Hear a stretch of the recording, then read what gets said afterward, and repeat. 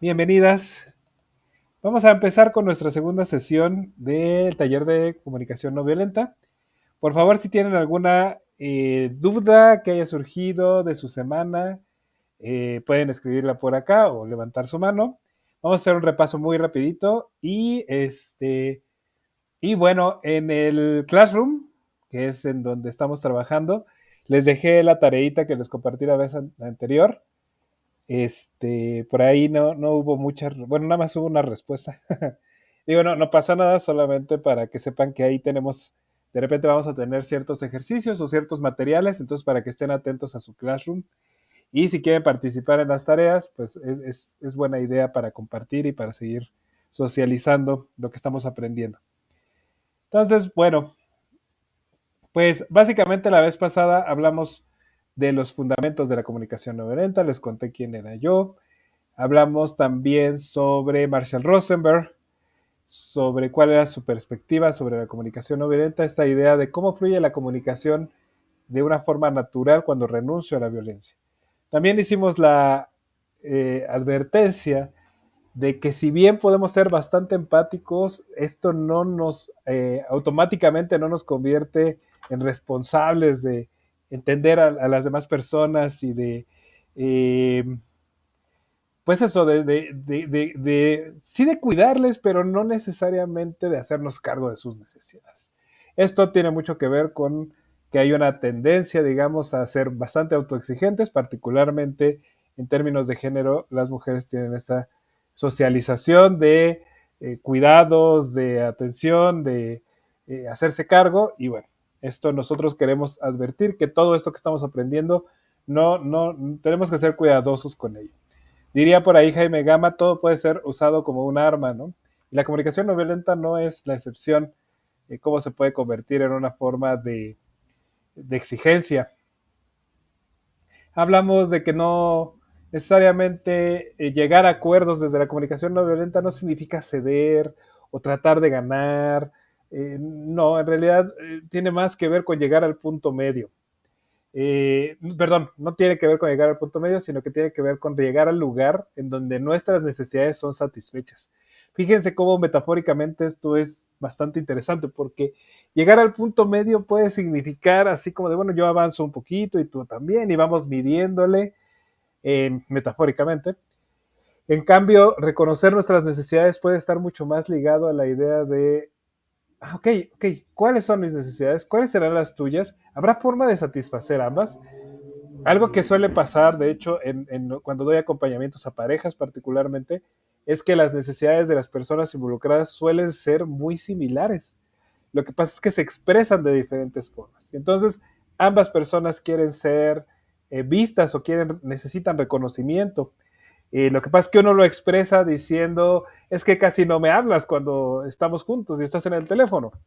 Y la otra persona lo expresa diciendo, es que a ti no te importa lo que yo hago, no te importa todo el trabajo que tengo que hacer para darnos esta vida, no sé, alguna cosa así.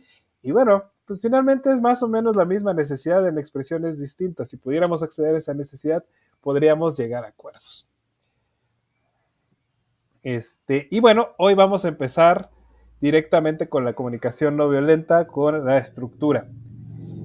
Quiero, antes de empezar, preguntarles si tienen alguna duda, si tienen alguna anécdota, algo que les haya pasado. Ya les vuelvo a recordar que si no tienen ninguna duda o no quieren participar, podemos poner puñito arriba, tanto el de la compu como el de el real, y seguimos adelante. ¿Alguien tiene alguna duda? También pueden escribirla en el chat si no tienen posibilidades de hablar. Puñito arriba, Argy. Muchas gracias. Por ahí también alguien que no identifico, pero también lo puso. Entonces, bueno, pues vamos a seguir. De todas maneras, en cualquier momento ya saben que pueden poner sus dudas, sus comentarios y demás. Muy bien. La primera parte de esto va a ser, bueno, todas son muy importantes, pero para mí esta parte en especial, con solo poder entenderla, con solo poder empezar a practicarla, va a cambiar muchísimo la forma en la que nos relacionamos con las cosas, con las circunstancias y con las personas. Esta parte se llama separar lo que observamos de lo que evaluamos. Eh, ¿Cuál es la idea? La idea de separar lo que observamos de lo que evaluamos es esencialmente cuando nosotros, también podríamos llamarle de lo que evaluamos o de los juicios que hacemos. Cuando nosotros estamos teniendo una circunstancia, es bastante habitual que entre las circunstancias y nosotros aparezcan juicios o evaluaciones, juicios moralistas o evaluaciones. Esto por sí mismo no tiene nada de malo. El asunto es que muchas veces nos quedamos con los juicios y no vamos más allá. ¿A qué me refiero con juicios? Por ejemplo, yo voy a estarles trayendo el ejemplo de los trastes porque siento que siempre hago el ejemplo de los trastes en mis talleres. Siento que nosotros tenemos muchos conflictos con quién lava los trastes con roomies o cuando vivimos con familia. Por alguna razón es un conflicto relativamente habitual. Entonces nosotros vamos a pensar que yo llego a la casa y la persona que vive con nosotros no lavó los trastes. Y entonces lo que yo hago es decir, eres un egoísta, no me consideras, nunca lavas los trastes. Bueno, acabo de hacer 3 juicios. Un juicio totalitario, que es nunca. Siempre que escuchemos la palabra nunca, siempre, todos, todas, o nadie, vamos a poner mucha atención porque probablemente allá haya un juicio y un juicio que no nos va a permitir ver la realidad. Por otro lado, eres un egoísta, es un juicio, y no me consideras, es un juicio, ¿no? Ustedes dirían, bueno, pues es que eso es lo que está pasando, si la persona no me considera. Pues no, lo que nosotros vamos a aprender es hacer que estos juicios se queden un poquito de lado, un momento. Yo no les voy a decir que dejen de tener juicios. Seguramente el resto de nuestra vida vamos a tener juicios. Lo que sí les voy a decir es cómo podemos poner estos juicios a un lado un momento y luego darles la oportunidad de venir, bueno, darle la oportunidad de estar a un lado y darnos la oportunidad de observar. ¿Cómo sería la observación en el caso del ejemplo de los trastes? Sería algo parecido a, oye, observo que acordamos que ibas a lavar los trastes. Y van 3 días que llego y no están lavados cuando yo llego. Ya. Eso es una observación. ¿Cuál es la gran diferencia entre una y otra? Pues que si yo te digo que eres un egoísta, lo primero que vas a hacer muy probablemente es decir, claro que no soy egoísta, hice otras cosas. Si yo te digo que no me consideras, probablemente te hiera, porque es bastante probable que me consideres en otros aspectos. Si yo te digo que nunca lava los trastes, claramente es una falsedad. Entonces, si bien me va, ya, en una sesión más adelante vamos a ver cómo recibimos las cosas. Por eso voy a decir que si bien te va a responder la persona. Si mal te va, la persona va a creer que lo que estás diciendo es cierto. Estoy hablando primordialmente, por ejemplo, de infancias. Entonces, nosotros queremos dejar a un lado estos juicios y hacer observaciones. Las observaciones son descripciones. No voy a usar la palabra objetivas porque no me parece que sea adecuado. Me parece que son observaciones lo más cercanas posibles a lo que está pasando y lo más contextualizadas posibles. En ese sentido, hay una canción que tiene una mujer que se llama Ruth, que colaboraba con Marshall Rosenberg. Y bueno, por supuesto que no se las voy a cantar, pero les voy a relatar una pequeña parte de lo que dice. Dice, jamás he visto un hombre perezoso. Sé de uno a quien nunca vi correr, y sé de otro que a veces dormía entre el almuerzo y la cena. Y se quedaba en su casa cuando llovía, pero no era perezoso. Antes de llamarme loca, pienso un momento. ¿Era perezoso o solo hacía cosas que consideramos de perezosos? Me gusta muchísimo y esta canción tiene varias estrofas y hay una estrofa que va todavía más lejos. Dice, yo nunca conocí un cocinero. Hay personas que cortan ingredientes y que los ponen a hervir y hay personas que sazonan esos ingredientes. No sé, no me acuerdo ahorita muy bien cómo dice, pero describe una serie de características. Se dice, ¿esta persona es un cocinero o es una persona que está cocinando? Y yo sé que que a todos nosotros esto nos choca un poquito porque tendemos a totalizar la identidad de las personas. Sobre todo en nuestra sociedad, que es una sociedad que diría el filósofo Byung-Chul Han, está centrada en el desempeño, en el, en el trabajo que tú estás haciendo, qué tanto te esfuerzas por hacer ese trabajo. Y en esta sociedad que mucho de nuestra identidad tiene que ver, o más bien nosotros sostenemos y los demás sostenemos, que lo que es mi identidad es mi actuar o mi carrera o la cosa a la que me dedico a trabajar. Y la realidad o lo que pretende hacernos ver Ruth con esto es, no es tu identidad. Eso que haces a lo mejor 15 horas al día, no es tu identidad.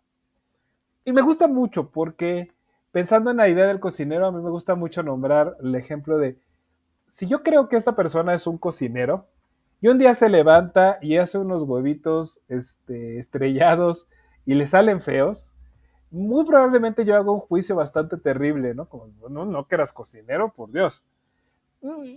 Sí, sí me dedico a hacer cocina y también soy un humano que pasa por cosas difíciles, que a veces tiene dificultades cognitivas post-COVID, que a veces no durmió bien, que a veces no conoce la cocina en la que está, que a veces y es un humano que vive en un contexto y que tiene sus características de humano.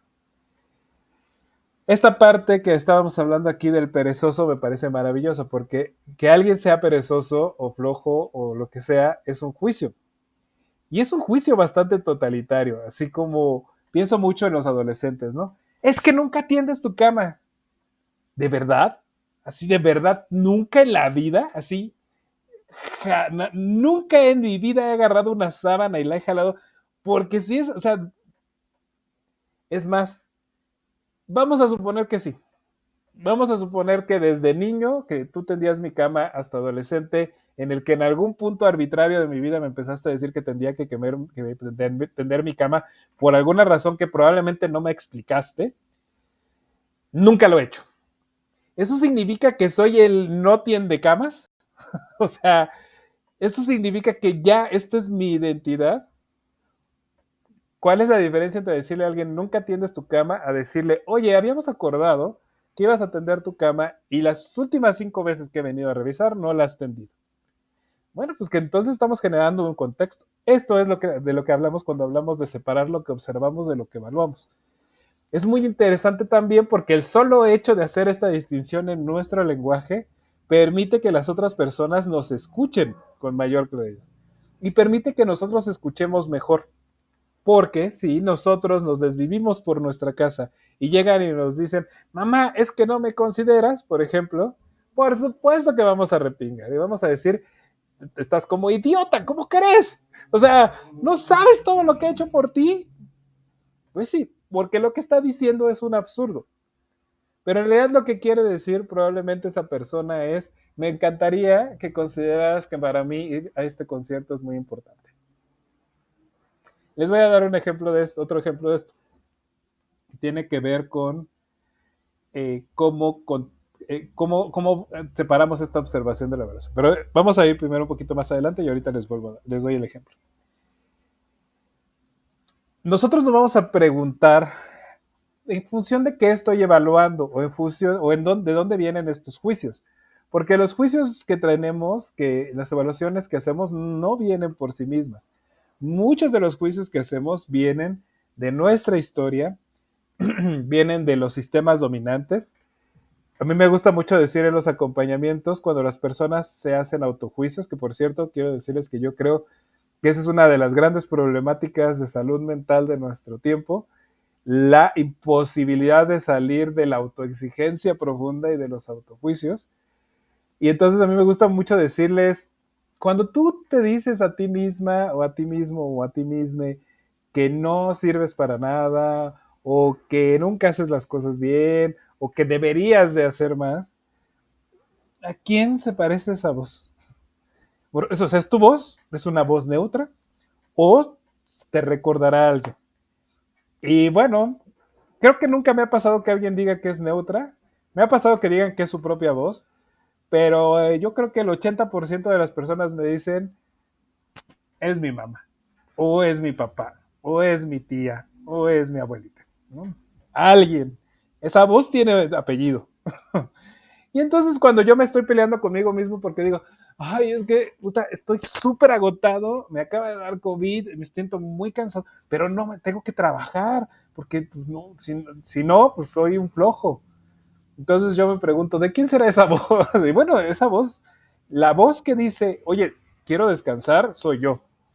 La voz que dice, oye, tienes que trabajar, no seas flojo, tiene nombre y apellido. Entonces, esa es la pregunta que nos vamos a hacer. Digo, esto no estoy generalizando que siempre es así. Es un ejemplo de más o menos cómo opera.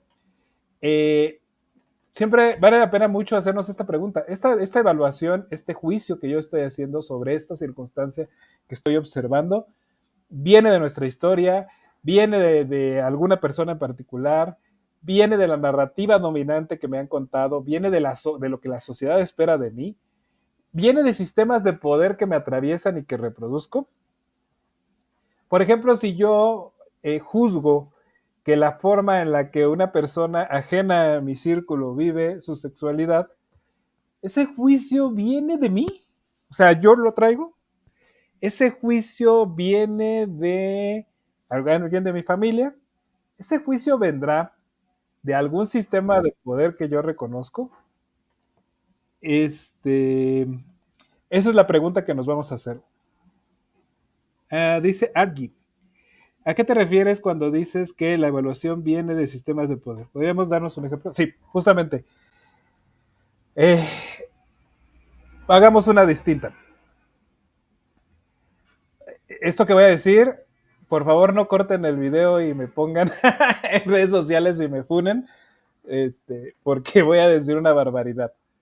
Es que las mujeres siempre manejan mal. Muy bien. Eso es un juicio, claramente.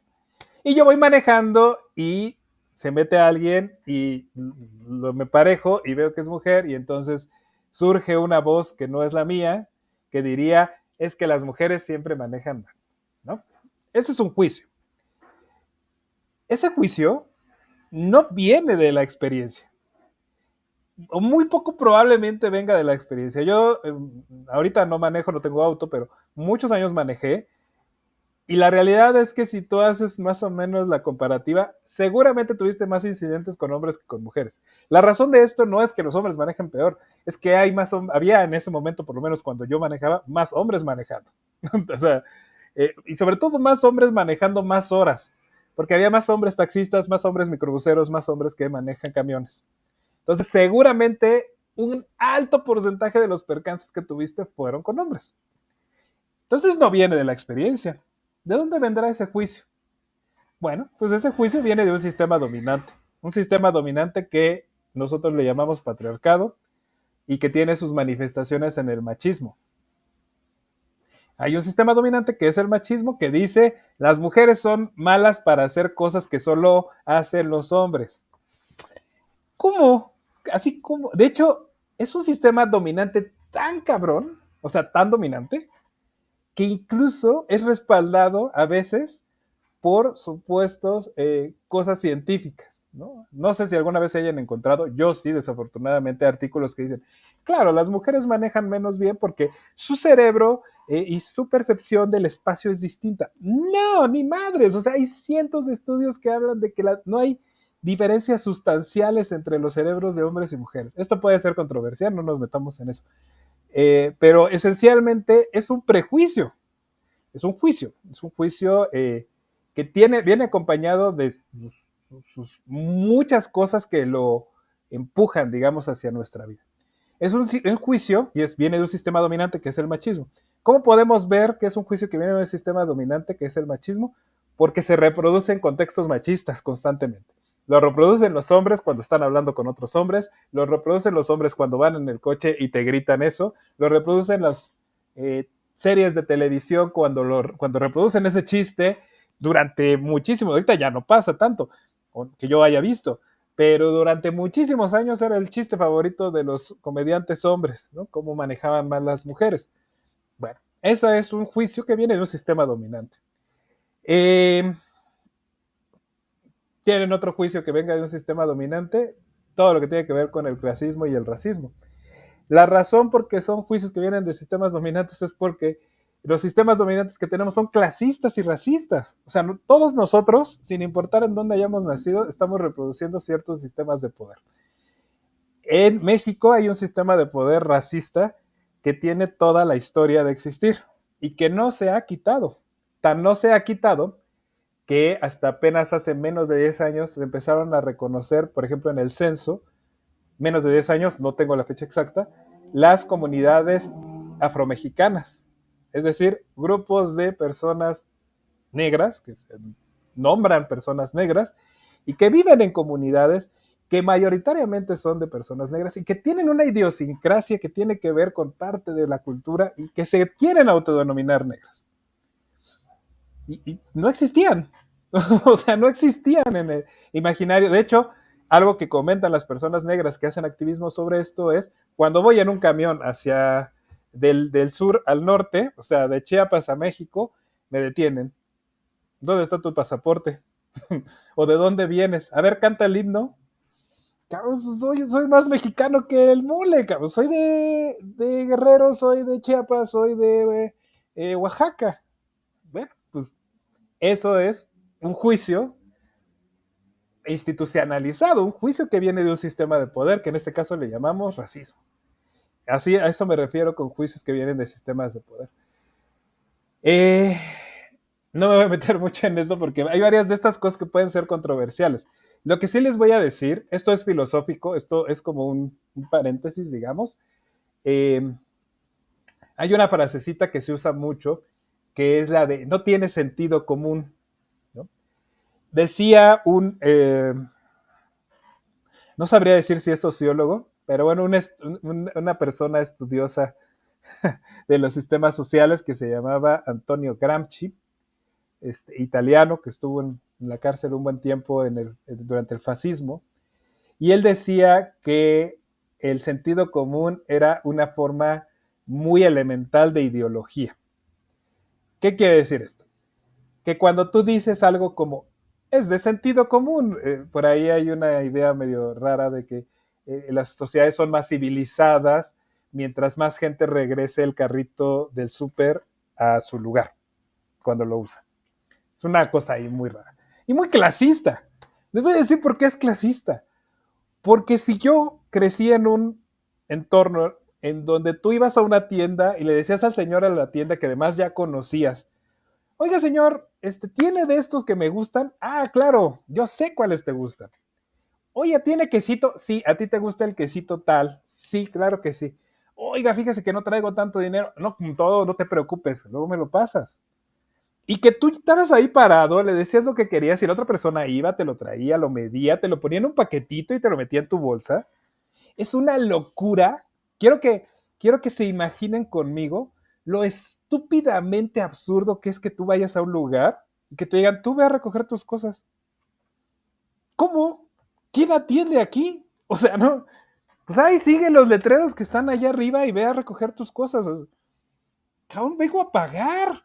Qué locura que me hagan ir a mí por mis cosas.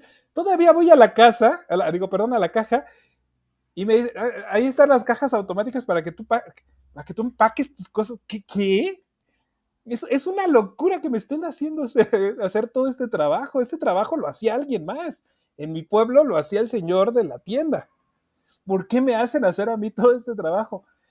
Lo que quiero decirles con esto es que pareciera un signo de civilización, cuando en realidad es un sistema hegemónico. Y es un sistema hegemónico que tiene unas reglas que son, si las entendemos desde afuera, si las desnormalizamos, bastante absurdas. Y entonces decir que la gente pobre y sin cultura son los que no regresan el carrito, es decir, la gente que no se asume hegemónica, que no se adapta a este sistema que es impuesto por otras, digamos, otras entidades que tienen cierto poder, pues básicamente nosotros lo que estamos haciendo es reproducir el mismo sistema. Es que esa persona se viste feo. ¿Según quién? Ah, pues según yo, porque a mí me enseñaron a vestir muy bien. Sí, te enseñaron a vestir bien. ¿Según quién? Porque claramente en México vestirse de traje no es algo que haya sido siempre la forma de vestirse bien. Ni es ahora. Y así con eso podemos aventarnos todos los que quieran. Muchos de nuestros juicios se desprenden de sistemas dominantes que encuentran su resonancia en nosotros y en todo lo que hay alrededor, o en muchas cosas que hay alrededor. Eh, con esto voy a terminar con una idea muy sencilla. Todos nosotros nacimos en sociedad, que yo sepa, en sociedades profundamente machistas, profundamente racistas, profundamente clasistas y profundamente capacitistas. Si alguien no sabe qué es capacitismo o alguna de las cosas que dije, puede escribirlo y con todo gusto le entro a eso. Entonces, todos nosotros vamos a tender en cierta medida a ser clasistas, racistas, capacitistas, homofóbicos, todos, a menos de que hagamos algo al respecto. O sea, a menos de que cuestionemos eso. No importa si nuestros papás fueron las personas más progresistas del planeta que tenían mucha claridad de los sistemas de opresión y nos enseñaron que era eso. Muy probablemente en algún momento en alguna escuela alguien nos metió la idea de que ahí había algo raro. Y muy probablemente tuvimos que ejercer nuestro criterio para decir, espérame, no, yo entiendo estas cosas de una forma distinta. A eso me refiero con sistemas de dominación y a eso me refiero con que muchos de nuestros juicios vienen de ahí. ¿Quedó claro, Argy? Yo sé que es un tema complejo, ¿eh? Yo sé que además me estoy echando así como un pedacito muy rápido, pero más o menos pude darme a entender. Kat, dale.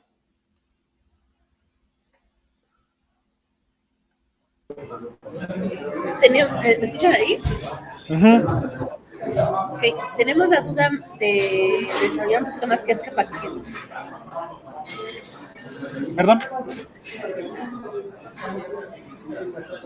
Que si podés abundar en qué es capacitismo. Ah, claro que sí, con mucho gusto. Gracias, Kat y León.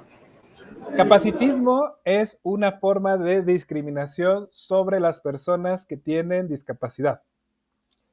Cuando hablo de personas que tienen discapacidad, eso es todo un tema también, un tema grandísimo, no me voy a clavar en eso, pero muy rápidamente, lo que asumimos que es capacidad, o sea, que es la capacidad normal, también es completamente arbitrario. Les voy a poner, yo sé que esto es fuerte de escuchar, es raro de escuchar, pero vamos a pensarlo así. Se asume que todas las personas, todos los humanos caminan en sus dos piernas. Y entonces el mundo se crea en la lógica de que esto pasa. Y no se toma en cuenta los humanos muy chiquititos que no caminan en sus dos piernas, ni se toman en cuenta a los humanos que tienen mucha edad y que no caminan con sus dos piernas. Tampoco se toman en cuenta las muchas posibilidades que hay de que en algún momento no puedas caminar con tus dos piernas. No se toma en cuenta las posibilidades que hay de que puedas caminar en tus dos piernas y te duela muchísimo y necesitas asistencia para poder transportarte. Eso es capacitismo. Capacitismo es esta discriminación que se desprende de la lógica de que hay una norma de cómo son las personas y deja de lado a un grupo de personas. ¿Por qué me refiero? Porque ustedes podrían decir, bueno, pero es que la mayoría, sí, porque hay capacitismos que excluyen a la mayoría, que excluyen a muchas personas, pues. Bueno, un ejemplo más de capacitismo es, hasta hace muy poquitos años, había personas que cuando tenía, que cuando les cuento esto me conmueve profundamente porque me parece una barbarie terrible. Había personas que cuando sus hijos escribían con la izquierda, les amarraban la mano para que escribieran con la derecha. Es más, en las escuelas no había pupitres para zurdos. O si había uno en 5 salones. Bueno, la cantidad de zurdos que hay, o sea, que se nombran a sí mismos como zurdos, desde hace unos 20 años subió, no me acuerdo el porcentaje, pero ahorita van en algo así, si mal no recuerdo, estas cifras las pueden checar, pero si no mal recuerdo hay algo así como el 30%. en ciertas regiones, todo esto depende de muchísimas cosas. Por eso es muy difícil de leer. El asunto es, yo conozco un montón de personas que escriben con su mano derecha y escriben raro. Y que dicen, es que yo soy ambidiestro. Y de repente los ves escribir con la izquierda o agarrar el tenedor con la izquierda y lo hacen muy bien. Entonces yo digo, qué bueno que seas ambidiestro, yo creo que eras zurdo y se te obligó a ser diestro. Nos cuenta Kat, a mí me pegaban con una regla por usar la izquierda. Es una, o sea, me parece, una vez más, todo esto es que me conmueve muchísimo porque, gracias por compartirlo, porque eso es capacitismo. Porque es completamente arbitrario.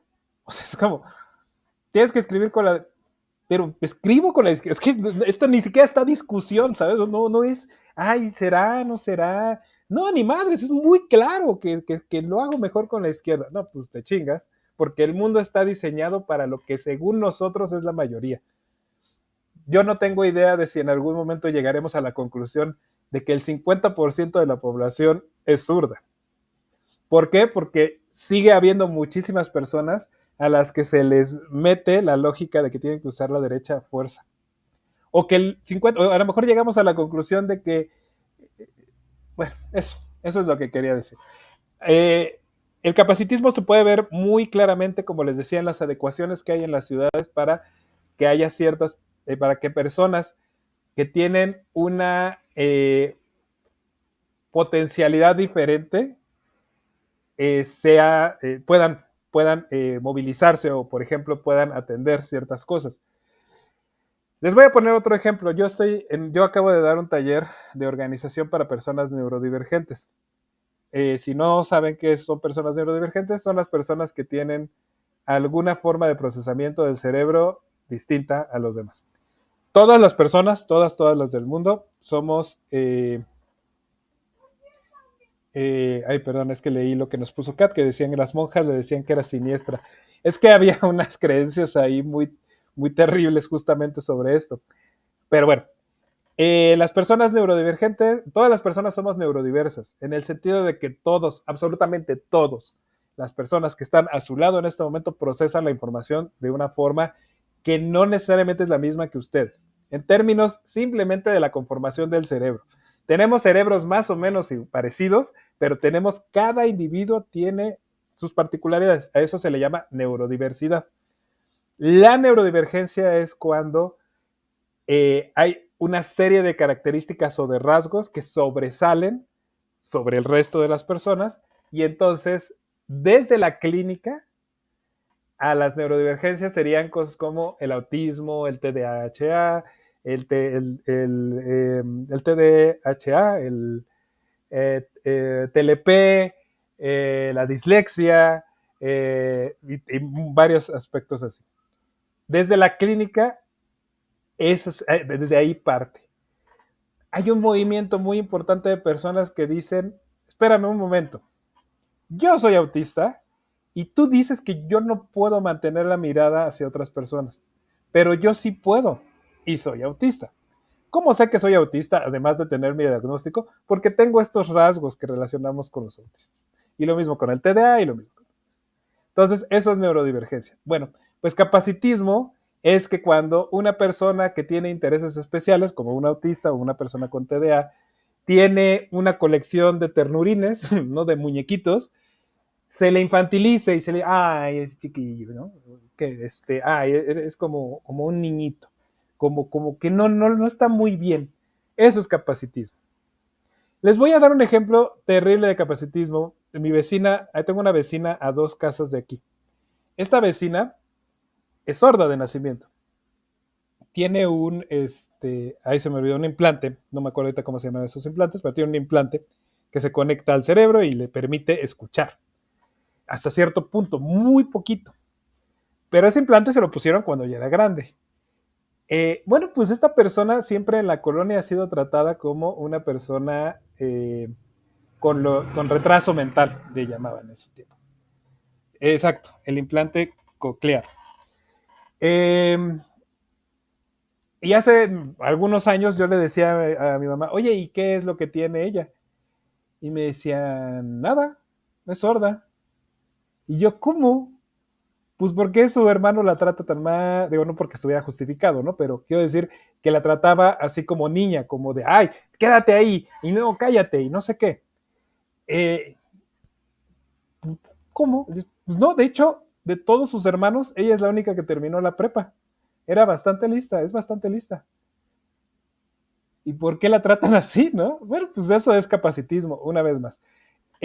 Hay una diferencia que no se entiende y bajo esa diferencia se hace un juicio, que es justo de lo que estamos hablando, y bajo ese juicio se establece una conclusión sobre la identidad de la persona que termina desligándonos por completo de toda la complejidad que somos las personas. A eso me refiero con estos sistemas de dominación, estos sistemas dominantes que nos atraviesan. El capacitismo es uno de ellos. Eh, yo les quiero compartir que yo tuve un diagnóstico de dislexia cuando era niño. En ese entonces, la dislexia era confundes la B con la D. En cuanto se te quite eso, estás listo para salir al mundo. Ahora sabemos que tiene muchas más implicaciones.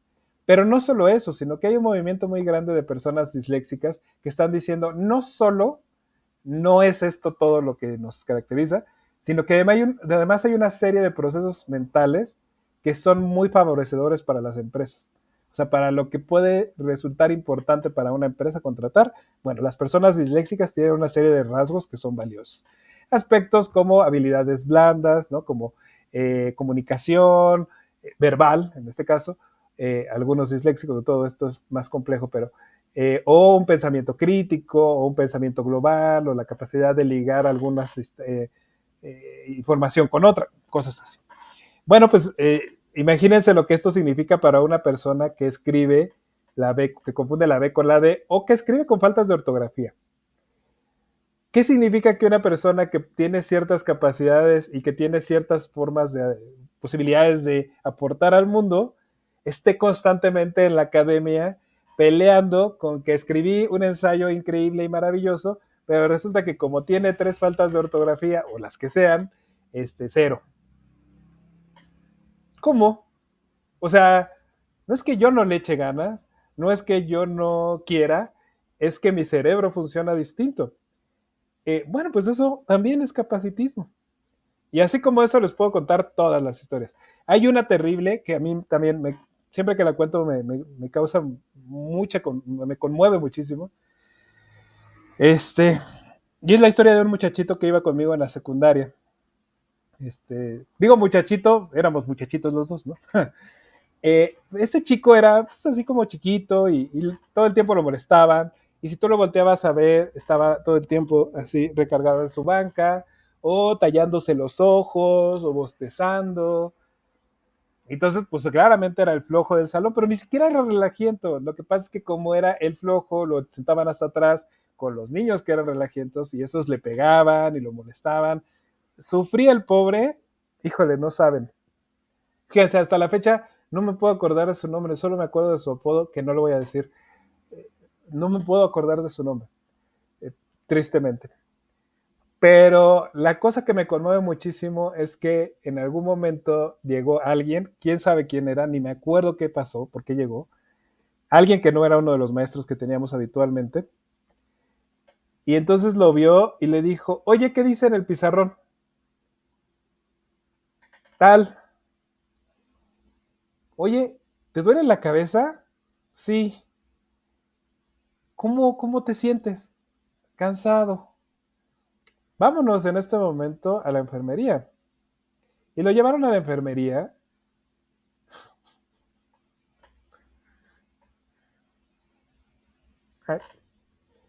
Yo les advierto que me conmuevo muchísimo, porque así soy, así ni modo. Pero, pero se los juro que lo he contado 50 veces y las 50 veces se me salen las lágrimas. No veía, o sea, no alcanzaba a ver. Y su familia claramente no sabía que no veía.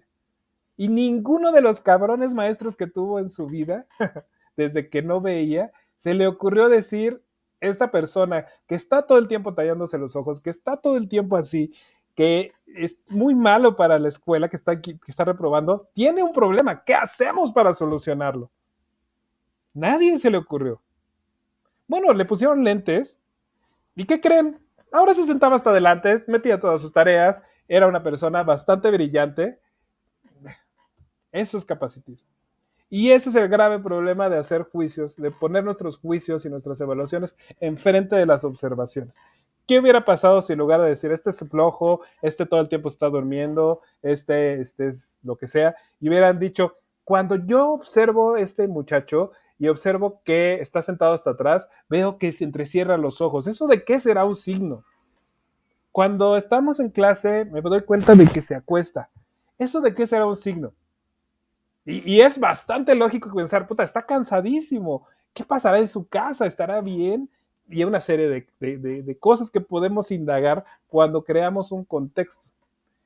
Una vez más, la gran problemática es que cuando nosotros evaluamos y hacemos juicios y prejuicios, no entendemos el contexto, no vemos el contexto.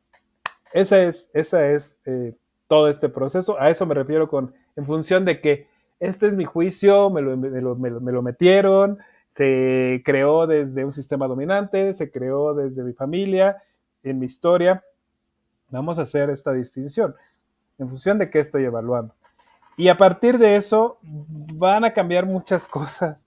Les decía que esta parte, a mí me gusta mucho esta parte porque me parece sorprendente cómo con el solo hecho de empezar a distinguir nuestros juicios de nuestras evaluaciones, eh, empieza a cambiar la forma en la que nos relacionamos con el mundo, pero también con cómo empezamos a relacionarnos.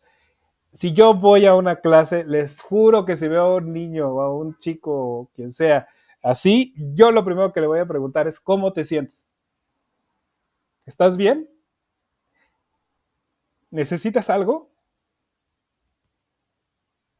No, pues, no voy a decir, este es el flojo del salón, sáquenmelo.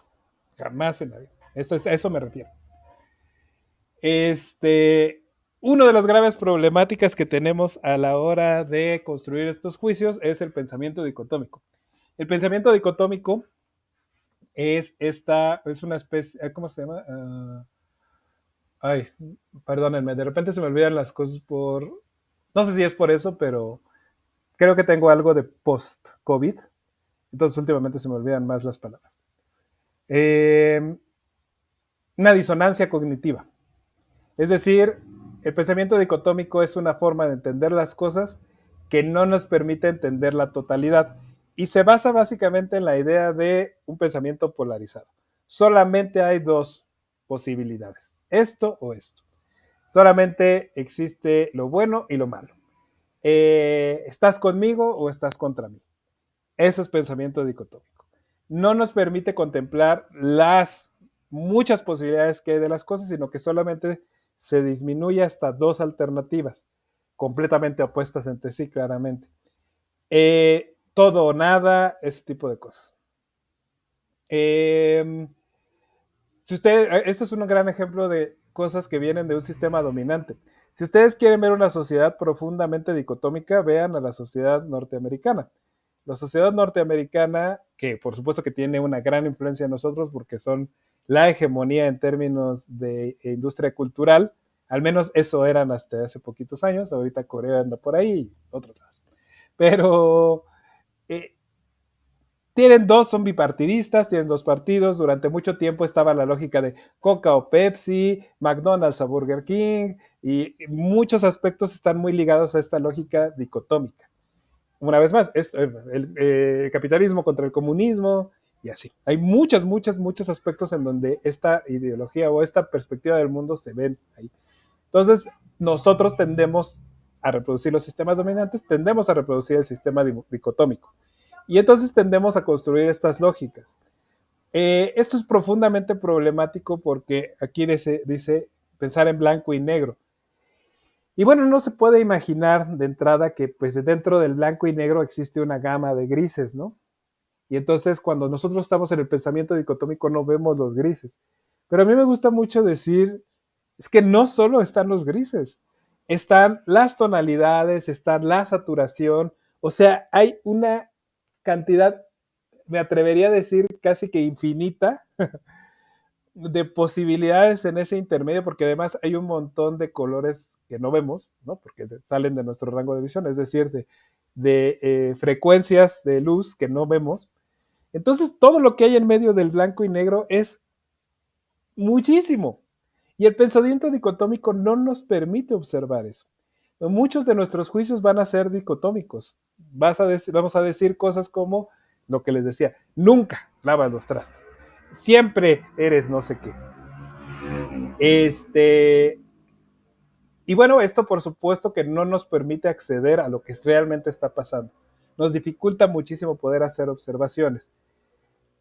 Ahora les voy a decir por qué es muy importante poder hacer estas observaciones, porque nuestra siguiente fase de la comunicación no violenta es sentir. Y cuando yo hago una observación con base en mi pensamiento dicotómico, muy probablemente el sentimiento que se desprenda esté basado en el juicio, no en lo que realmente está pasando. Y entonces, si a mí me ponen al político que me cae gordo, muy probable, y yo acudo al pensamiento dicotómico, muy probablemente yo sienta enfado. ¿Por qué? ¿Porque es un No, porque lo estoy reduciendo a lo que mi pensamiento dicotómico dice. Porque sea quien sea, del partido que sea, es muchas otras cosas además de lo que el pensamiento dicotómico me dice. Eso es indiscutible, sea el que sea, ¿eh? Ahorita les voy a contar algo sobre eso. Muy bien. Lo mismo pasa si le ponen al equipo de cualquier deporte que no me guste y así. El pensamiento dicotómico reduce muchísimo la posibilidad de entender las cosas. Sí, les voy a poner un ejemplo que pasa mucho en los acompañamientos. Es que tú eres mi novio y deberías de hacer A, B, C, D. Porque si no haces A, B, C, D, no eres mi novio. ¿De verdad? O sea, ¿de verdad solamente hay de dos sopas? Porque yo no creo que haya solo de dos sopas. Yo creo que hay muchas variedades de posibilidades de relacionarse. Y creo que en esas variedades podemos tomar en cuenta las necesidades de la persona. Las necesidades es nuestro tercer paso de la comunicación no violenta. Y entonces uno podría decir algo como, si no te abraza, no es tu novio. Y otra vez volviendo a la idea de sentido común, en el sentido común podríamos decir, claro, porque los novios se abrazan. ¿Y qué pasa si yo soy una persona con autismo y los abrazos literalmente me duelen? O sea, literalmente me desregulan profundamente. Entonces no puedo tener novio. Entonces nos empezamos a hacer estas preguntas. ¿Qué pasa si a mí me suda la mano un montón y me da muchísima vergüenza agarrar de la mano? Pero los novios se agarran de la mano. Entonces no puedo tener novio porque me suda la mano, porque me incomoda. No, hay muchas posibilidades ahí. Entonces, ese es el pensamiento dicotómico. Eh, Espero que hasta aquí esto tenga claridad. Muy bien. Aquí terminamos con la parte de distinguir lo que observamos y lo que observamos de lo que evaluamos y de lo que juzgamos. Les decía que es una distinción porque muy probablemente nosotros sigamos haciendo evaluaciones y sigamos haciendo juicios. El asunto es que necesitamos, bueno, no necesitamos, es muy buena idea agarrar ese juicio y decirle, mira, ya llegaste aquí, tú eres un juicio moralista, o tú eres un juicio racista, o tú eres un juicio tal. Muchas gracias por visitarme, seguramente tienes buenas intenciones. Por favor, pásate para acá un momento y permíteme hacer una observación. Esto de estos juicios, por ahí se nombra, yo no soy quien para decir que es así, que tiene que ver mucho con nuestra capacidad de construir patrones. Y la capacidad de construir patrones en ciertos aspectos evolutivos, lo hago entre comillas porque mucho de este discurso cientificista se usa para justificar cosas que no tienen nada de científico y que son más bien conductas que se pueden cuestionar bastante claramente, ¿no? Pero bueno, se supone que es para poder hacer patrones y en esos patrones poder, por ejemplo, mantenerte seguro, ¿no? Voy en este es el ejemplo así como más, es un cliché, ¿no? Pero voy en la selva y entonces de repente veo dos puntitos luminosos al fondo y entonces yo digo, ¿eso será una estrella? No, porque está muy abajo. seguramente es un depredador. Y entonces yo armo este patrón y eso me permite hacer el juicio de esto es peligroso, me voy a salir de aquí. Esto es un poquito como se justifican los juicios, que nuestro cerebro lo hace así. Una vez más, da igual, lo hacemos. O sea, da igual de dónde viene. Digo, puede ser interesante, pero lo que quiero decir con esto es, muy probablemente sigamos haciendo juicios, no importa de dónde vengan. Está bien, pero tenemos también la agencia para decir, gracias juicio por venirme a visitar, muy probablemente estás tratando de cuidarme de ese depredador que está allá, pero estoy en Chapultepec, cabrón. Seguro no es un león, o seguro no es, no nos hagamos cosas, no nos hagamos, no nos hagamos ansiosos, porque sí tengo incidencia en lo que tú estás pensando. O sea, sí tengo yo agencia en qué hago con lo que estoy pensando. Una vez más, no es negar el juicio, es darle un agradecimiento y ponerlo a un lado y entonces hacer observaciones. Las observaciones nos contextualizan y eso nos permite involucrarnos de mejor forma con lo que hay. Listo, cuéntenme qué piensan de esto. ¿Quieren hacer algún comentario, alguna pregunta?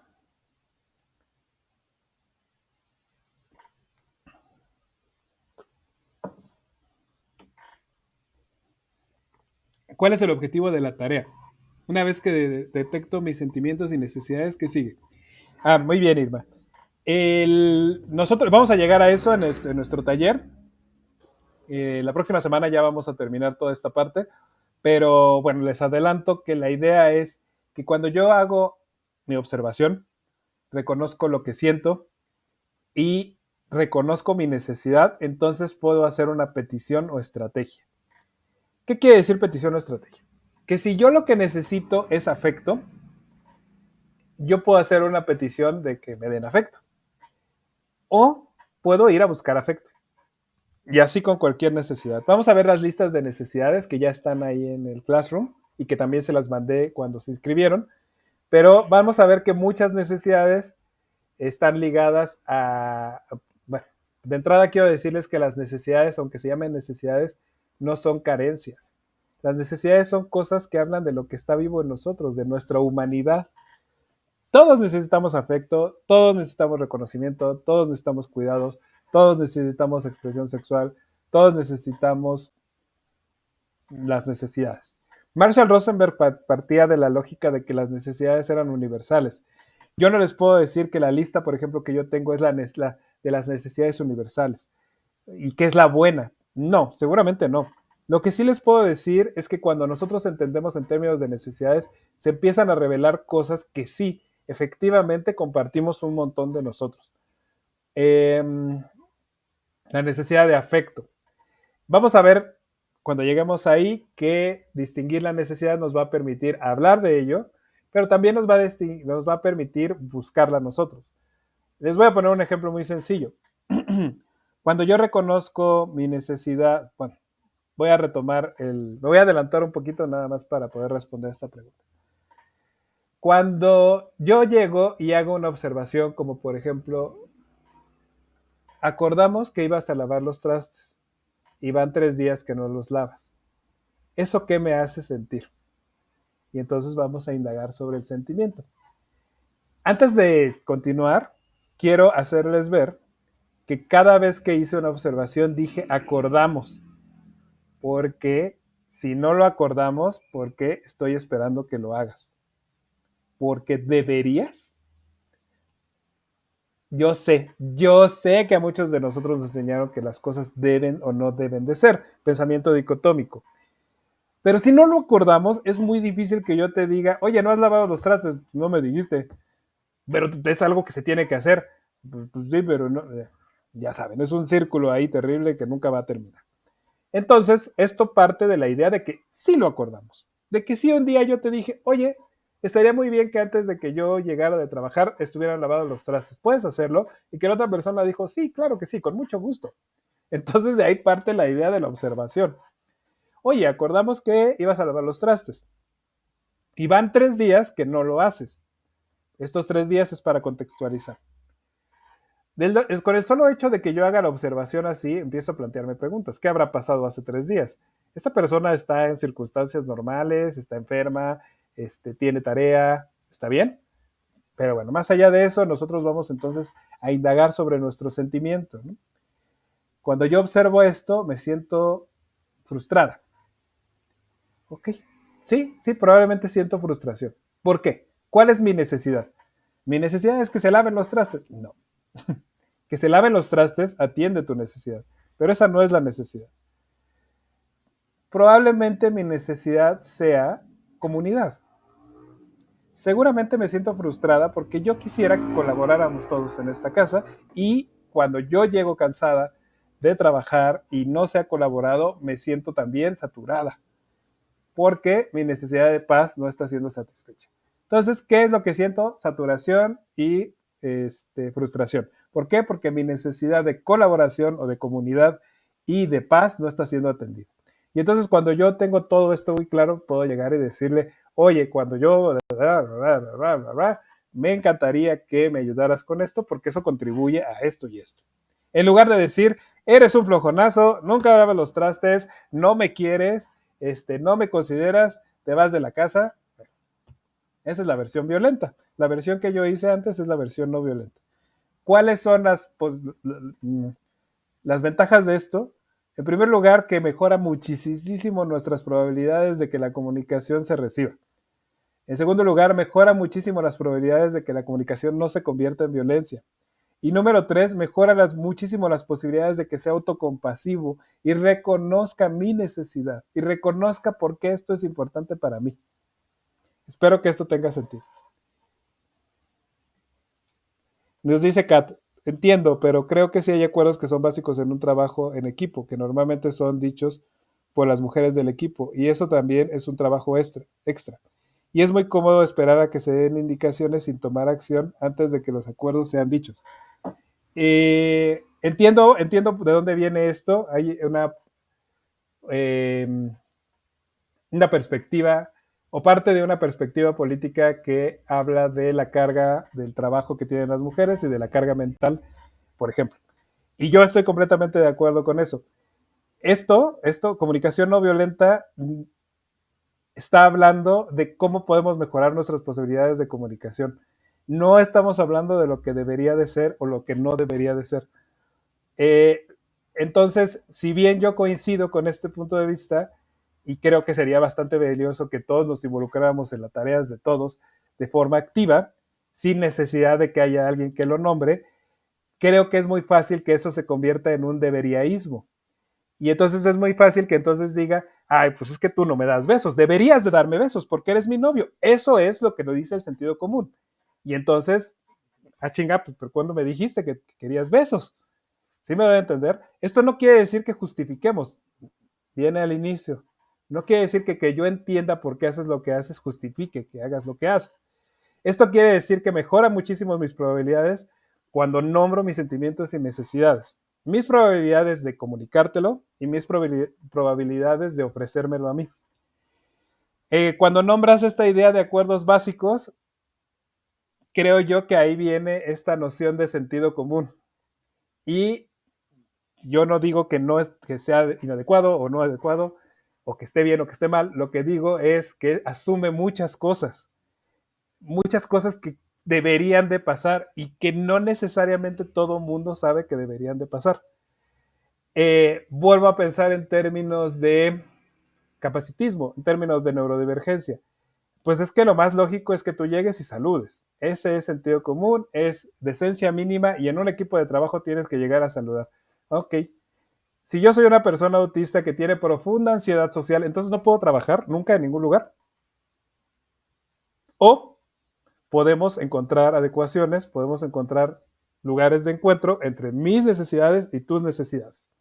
Porque la razón por la que es importante llegar y saludar en una empresa es porque eso da comunidad, eso permite una serie de necesidades de la organización y de las personas de la organización. ¿Habrá otras formas de satisfacer estas necesidades? Todo esto que les estoy diciendo parte de una lógica súper sencilla que nos va a costar un montón de trabajo y que es la compasión. el reconocimiento de que nuestras necesidades y nuestras experiencias en el mundo son extraordinariamente variadas y que todas las personas que están en este mundo tienen derecho a habitarlo de la mejor forma posible. ¿Yo me voy a hacer cargo? No. ¿Tú te vas a hacer cargo, Kat? No. Pero podemos contribuir. ¿Los demás pueden contribuir? Sí. Y ojalá que sí. Marshall Rosenberg dice algo muy interesante y que yo coincido. Hasta la fecha no me ha pasado que no coincida. Dice que a todos nos encanta, nos pone muy contentos contribuir a las necesidades de otras personas, siempre y cuando estas no sean exigencias y siempre y cuando sean muy claras. O sea, cuando para nosotros es muy claro lo que la persona necesita y no me lo está exigiendo, nos encanta, nos pone muy contentos. Esta es una de esas razones por las que yo creo que muchas veces se hacen virales videos en donde hay gente que está ayudando a otras personas o que hace cosas así como muy compasivas. Creo que conectamos con esa idea de qué increíble que se cuide a ese perrito, qué increíble que se cuide a esa persona, qué increíble que esa persona se bajó del coche a recoger al gatito que estaba en medio de la avenida, qué increíble que esta otra, y así, ¿no? Como que hacemos una serie de descripciones que lo que están diciendo es una persona vio la necesidad de otra persona o de otro ser y se tomó la molestia de contribuir a ella. Qué maravilloso. Entonces, va por ahí la idea. Una vez más, entiendo por qué nombras lo que nombras. Dice, me refiero más en lo que se refiere a las labores domésticas, ya que mencionar, acordar, dividir y delegar se ha asignado también a las mujeres. Y sí, insisto que es una carga extra, incluso comunicarlas. Quisiera aprender cómo hacerlo sin que ese cansancio termine por expresarse de forma violenta, cuando hay cansancio involucrado. Una vez más, lo puedo entender muy bien. Pensémoslo en estos términos. Bueno, esto no te va a gustar. Lo voy a decir. Hay una... en algún momento hice un post que decía que el machismo que reproducimos, particularmente el machismo que reproducimos los hombres, se convierte en una discapacidad. Y la razón, lo que estoy diciendo con esto, no, quiero aclarar muchísimo que no estoy justificando nada, es decir, nada ni a nadie, no tiene razón de ser, es una cosa terrible. Lo que quiero decir es que niega la posibilidad de entender el mundo en términos que no sean machistas. Cuando digo niega, no quiero decir que uno no pueda hacer un trabajo con ello. Quiero decir que de facto no existe ninguna razón para ese trabajo porque justamente tenemos todos los privilegios y hay muchas razones por las que, o sea, si uno tiene todos los privilegios y todo el mundo hace todo por uno, claramente nunca tiene la razón para hacer este cuestionamiento.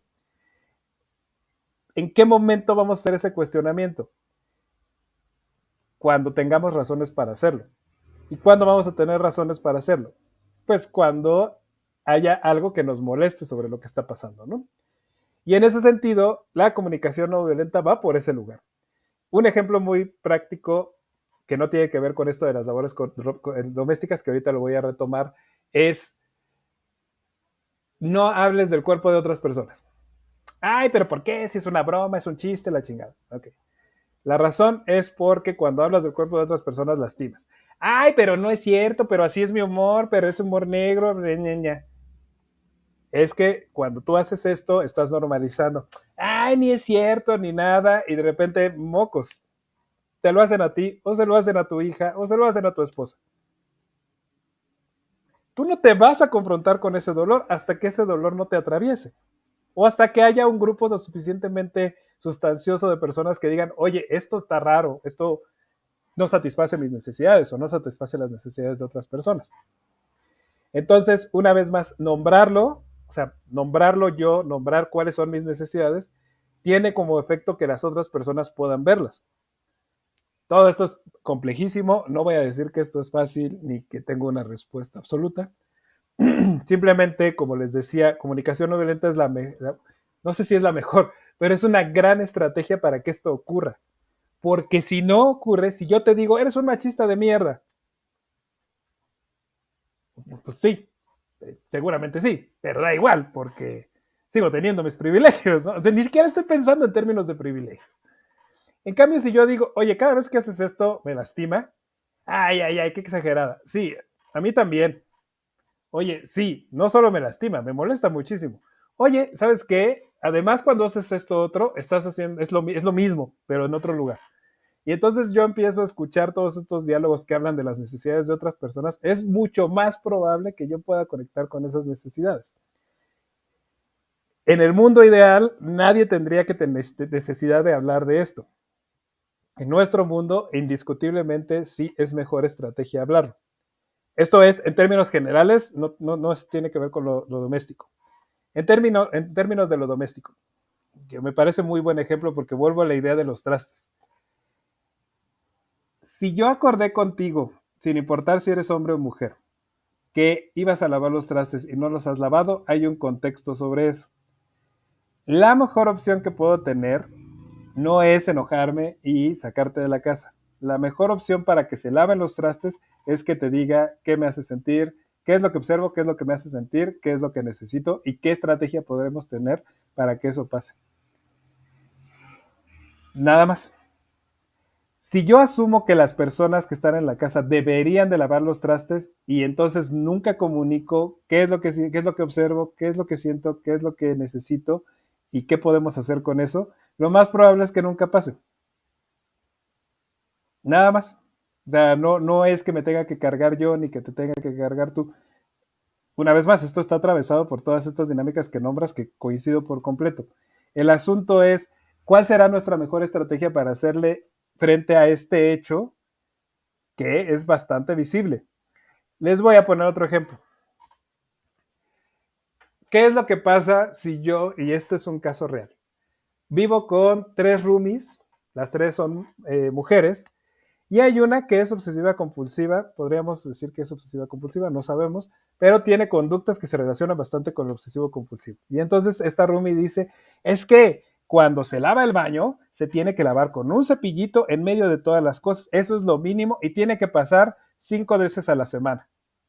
¿Cómo nos dividimos las tareas para que cada una de nosotras lave el baño 2 veces a la semana con un cepillito? Eso es de sentido común, claramente.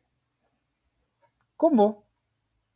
O sea, está muy bien que tú te puedas dar el tiempo de estar 5 días a la semana lavando el baño. Yo trabajo todo el día y llego a las 10 de la noche de Santa Fe. Muy probablemente no voy a lavar el baño 2 veces por semana. Y entonces ella podría decir, entonces me cargan a mí todo el trabajo de esto que es tan extraordinariamente importante y de sentido común como es lavar el baño. Y entonces ahí es en donde nos encontramos con este tipo de dinámicas que están atravesados por otros aspectos, pero que vuelven a ser esta lógica de, es que deberían, es que nadie debería nada. Vamos a dejar de hablar en términos dicotómicos o en términos de juicios de lo que debería y no debería de pasar y empecemos a hablar desde la lógica de qué es lo que yo necesito que pase y cómo creo que sería una buena estrategia. Voy a hacer aquí, una vez más me estoy adelantando porque creo que va a hacer falta, la distinción entre que no es lo mismo la necesidad que la estrategia. La necesidad es una cosa y la forma en la que resolvemos esa necesidad es otra. La necesidad de paz, unas personas la pueden resolver, por ejemplo, con los trastes lavados y hay otras personas que no les causa ningún conflicto ver trastes no lavados y tienen paz. Hay una necesidad. ¿Deberían de lavarse esos trastes? No lo sé. Yo no tengo idea. O sea, yo no podría hacer o traer la arrogancia de decir esto sí debería de ser o no debería de ser, porque yo no tengo idea de cómo satisfacen las personas sus necesidades. Lo que sí es que creo que cuando las nombramos es mucho, mucho, mucho más fácil que conectemos con otras personas. Y entonces cuando me di, es que, ok, voy a poner otro ejemplo que me pasó con unos acompañados, una pareja. Decía ella, oye, es que acordamos que ibas a lavar a atender la cama cuando te fueras. Ella trabajaba en casa, él salía de la casa. Y entonces él decía, es que se me olvida, porque salgo corriendo. Y ella decía, sí, pero es muy importante. tienes que atender la cama, es lo menos que puedes hacer. Y él decía, sí, es que sí, sí lo trato de hacer, pero no me acuerdo, salgo corriendo y se me va. Okay. Y entonces yo les decía, bueno, ¿cuál es la necesidad? Pues que la cama esté tendida. No, eso no es una necesidad. ¿Cuál es la necesidad? ¿Qué es lo que te provoca que la cama no esté tendida? Pues es que yo estoy trabajando en casa y pues está ahí la cama extendida y todo el tiempo siento que tengo que ir a atenderla. Entonces, ¿cuál es la necesidad? Paz. Y entonces, cuando estamos hablando de esto, él voltea y se queda pensando, ¿no? Y entonces le digo, ¿qué escuchaste? Que cuando la cama no está tendida, ella no siente paz. ¿Y qué piensas de eso? Pues que yo no había pensado en eso porque yo me voy. Yo no veo la cama extendida todo el día. Y yo no sabía que eso le provocaba. Muy bien. ¿Cómo se puede resolver esta necesidad? Y entonces ella dice, pues que ponga 3 alarmas hasta que se acuerde de tender la cama. No. ¿Cómo se puede resolver la necesidad? No de tender la cama, de dar paz. Y entonces él dice, ya, lo que voy a hacer es que en cuanto me pare de la cama, voy a atenderla, porque así no se me va a olvidar. Pero no solo eso, les voy a decir algo más interesante que viene aquí detrás de toda esta lógica de la comunicación no violenta. Porque a lo mejor si el güey hubiera puesto 5 alarmas que decían tiende la cama y hubiera dicho, ay, puta madre, ya me voy tarde, pero voy a tender la cama porque es su capricho y la tiende, pero hay un montón de ropa en la cama, la lógica es voy a tirar la ropa en el piso y voy a tender la cama y ya cumplí. Pero cuando esta persona entiende la necesidad es de paz, la necesidad no es la cama, entonces hay una conciencia de cuál es la necesidad. Y entonces en lugar de decir, tiro la ropa es parte de esta paz. Entonces, por supuesto que en lugar de estar detrás de ti diciéndote, tienes que hacer A, B, C, D, y se hace así, cuando tú reconoces la necesidad, tú vas a encontrar formas de ayudar y de contribuir a satisfacer esa necesidad. Esa es la lógica detrás de todo esto. El problema es que prácticamente ninguno de nosotros que yo conozca, de hecho yo no conozco a nadie que no haya tomado un taller de comunicación no violenta que hable en términos de necesidades, que diga, yo necesito esto, ¿cómo le hacemos? De hecho, en las empresas que hay un proceso completamente vertical, no hay nadie que diga, la necesidad de la organización es esta, ¿cómo creen ustedes que podríamos contribuir? Jamás se dan estas conversaciones, o muy difícilmente se dan. Lo mismo con nuestras parejas, lo mismo con nuestras familias. No hay un momento en que yo diga, oye, mi necesidad es esta. La razón por la que yo quisiera que esto pasara es esta. ¿Ustedes cómo podrían contribuir? Siempre está esta lógica completamente patriarcal o vertical de esto es lo que tienes que hacer. Y como yo soy tu superior, de alguna forma, te toca hacer esto. O no soy tu superior, pero esto es lo que deberías de hacer porque así es la vida. Todo el tiempo estamos mandándole a las otras personas lo que deberían de hacer en lugar de decir, si hiciéramos esto, esto contribuiría muchísimo a mi necesidad. Pero todavía se pone más interesante y vamos a llegar a eso. Cuando yo elaboro este diálogo de las necesidades, es muy fácil que yo diga, cuando tú haces esto, satisfaces mi necesidad de esto. Y también estás contribuyendo a tu necesidad de esto otro. Por ejemplo, cuando tú contribuyes con lavar los trastes antes de que yo llegue, contribuyes a mi necesidad de comunidad y a mi necesidad de paz. Pero también contribuyes a tu propia necesidad de paz porque no tienes un pendiente extra que no has hecho. Y así. Así como eso, hay cientos de ejemplos de cómo cuando hablamos en términos de necesidades y no en términos de pensamiento dicotómico, de todo esto que ya dijimos, empiezan a surgir naturalmente muchas posibilidades, muchas posibles respuestas a lo mismo, a las necesidades de las personas que están involucradas. Espero que esto haya podido quedar más o menos claro. Una vez más, Kat, gracias por tus comentarios, son súper valiosos porque sí hay un proceso aquí que es complejísimo, ¿no? En términos de posicionamientos políticos y así. Y por supuesto que la comunicación no violenta, ni yo, sí, tenemos la intención de resolver esto con una postura totalitaria, ¿no? De, esta es la solución para todos los problemas. Por supuesto que no. Y al mismo tiempo reconozco que hay muchas probabilidades de que algunas de estas cosas mejoren a partir de distinguir las nociones a través de las cuales hablamos de estas cosas. Particularmente la forma en la que hacemos peticiones, que esto lo vamos a ver en la siguiente sesión. Y pues nada, vamos a cerrar esta sesión. En la siguiente vamos a ver qué sentimos, qué necesitamos y cómo hacemos peticiones. Y en todo esto ya va a tener mucha más claridad y vamos a poder hacer muchos ejemplos. Me gustaría proponerles que en Classroom escriban, si quieren, por ahí, algo que ustedes hayan hecho un juicio y que ahora puedan decir, ay, güey, este juicio que yo hago habitualmente o que una vez hice en mi vida o que le escuché a alguien más hacer, podría convertirse en una observación de esta forma. Entonces, que hagamos la traducción, ¿no? Todas las personas así son asá. Ese es el juicio. Y después decimos, la observación sería, he conocido 3 personas así y las 3 han tenido esto en común. Y esa es una observación que con el solo hecho de hacerla ya nos quita un poquito la idea de que todas las personas son así. Ese es el trabajo, esa es la chamba. Se los voy a escribir en Classroom como tarea y ustedes pueden contestar desde ahí si quieren y mandarla. Es relativamente fácil.